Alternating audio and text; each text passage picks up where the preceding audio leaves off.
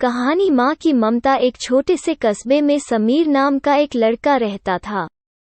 बचपन में ही पिता की मृत्यु हो जाने के कारण परिवार की आर्थिक स्थिति बड़ी दयनीय थी। समीर की माँ कुछ पढ़ी लिखी जरूर थी, लेकिन उतनी पढ़ाई से नौकरी कहाँ मिलने वाली थी। सो घर घर बर्तन मांजकर और सिलाई बुनाई का काम करके किसी तरह अपने बच्चे को पढ़ा लिखा रही थी। समीर स्वभाव से थोड़ा शर्मीला था और अक्सर चुपचाप बैठा रहता था। एक दिन जब वो स्कूल से लौटा तो उसके हाथ में एक लिफाफा था। उसने माँ को लिफाफा पकड़ाते हुए कहा, माँ, मास्टर साहब ने तुम्हारे लिए ये चिट्ठी भेजी है, जरा देखो तो इसमें क्या लिखा है। माँ ने मन ही मन चिट्ठी पढ़ी और मुस्कुरा कर बोली, बेटा, इसमें लिखा है कि आपका बेटा काफी होशियार है। इस स्कूल के बाकी बच्चों की तुलना में इसका दिमाग बहुत तेज है और हमारे पास इसे पढ़ाने लायक शिक्षक नहीं है, इसलिए कल से आप इसे किसी और स्कूल में भेजें। यह बात सुनकर समीर को स्कूल न जा सकने का दुहक तो हुआ, पर साथ ही उसका मन आत्मविश्वास से भर गया कि वो कुछ खास है और उसकी बुद्धि तीव्र है। माँ ने उसका दाखिला एक अन्य स्कूल में करा दिया। समय बीतने लगा। समीर ने खूब मेहनत से पढ़ाई की। आगे चलकर उसने सिविल सर्विसेज परीक्षा भी पास की और IAS ऑफिसर बन गया।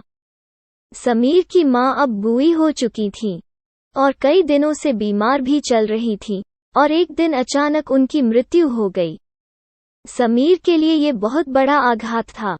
वो बिलख बिलख कर रो पड़ा। उसे समझ नहीं आ रहा था कि अब अपनी माँ के बिना वो कैसे जिएगा। रोते रोते ही उसने माँ की पुरानी अलमारी खोली और हाथ में उनकी माला, चश्मा और अन्य वस्तुएं लेकर चूमने लगा।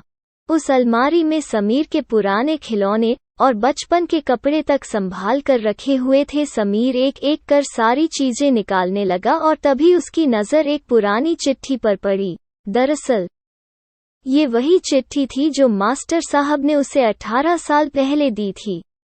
नम आंखों से समीर उसे पढ़ने लगा। आदरणीय अभिभावक, आपको बताते हुए हमें अफसोस हो रहा है कि आपका बेटा समीर पढ़ाई में बेहद कमजोर है और खेल कूद में भी भाग नहीं लेता है। जान पड़ता है कि उम्र के हिसाब से समीर की बुद्धि विकसित नहीं हो पाई है, अतः हम इसे अपने विद्यालय में पढ़ाने में असमर्थ हैं।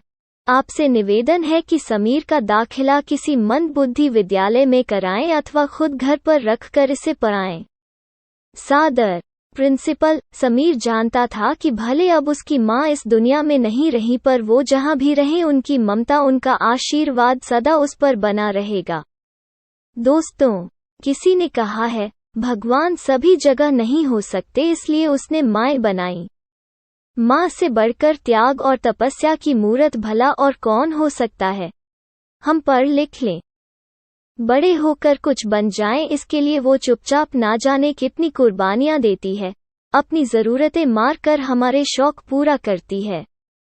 यहाँ तक कि संतान बुरा व्यवहार करे तो भी माँ उसका भला ही सोचती है। सचमुच माँ जैसा कोई नहीं हो सकता। दोस्तों, आज इस कहानी में बस इतना ही। हमें इजाजत दीजिए।